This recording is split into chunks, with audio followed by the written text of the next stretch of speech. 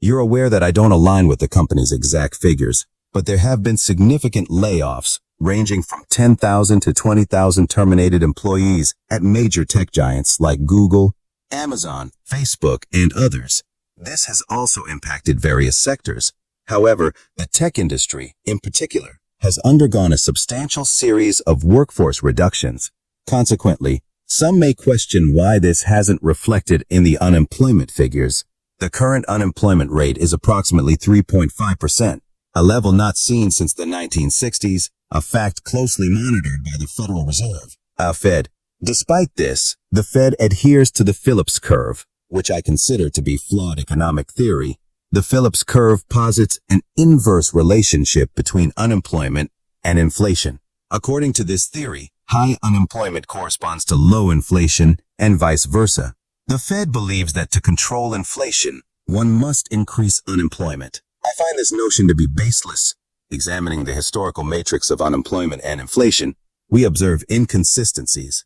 In the late 1970s, there was high unemployment and high inflation. Between 2009 and 2019, we experienced low unemployment and low inflation. Presently, we have low unemployment coupled with high inflation. The metrics show no clear correlation.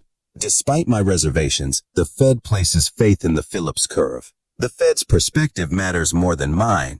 From their viewpoint, the record low unemployment numbers since the 1960s are deemed inflationary, and efforts are made to elevate these figures. Moving on, the Fed overlooks another crucial factor. Wages have increased by 5% on an annualized basis. However, in real terms, taking inflation into account, real wages have been decreasing for the past few years, hovering around 5% annually. While it may sound like a 5% raise, the reality is that real wages are declining. Surprisingly, the Fed aims to exacerbate this situation, acknowledging that current wage gains are too high. In their view, reducing wages would contribute to combating inflation. This perspective, however, doesn't consider the negative impact on real wages. Additionally, the Fed fails to address the issue of the labor force participation rate. Currently around 61.2%, it has declined from over 70% in 2000. This rate plummeted drastically in 2020s during the pandemic, recovering slightly since. Even accounting for legitimate reasons for not participating in the workforce, there remains a substantial untapped labor pool of 8 to 10 million individuals aged 25 to 54. Many of these potential workers, for various reasons, are not actively seeking employment, indicating a significant untapped labor resource.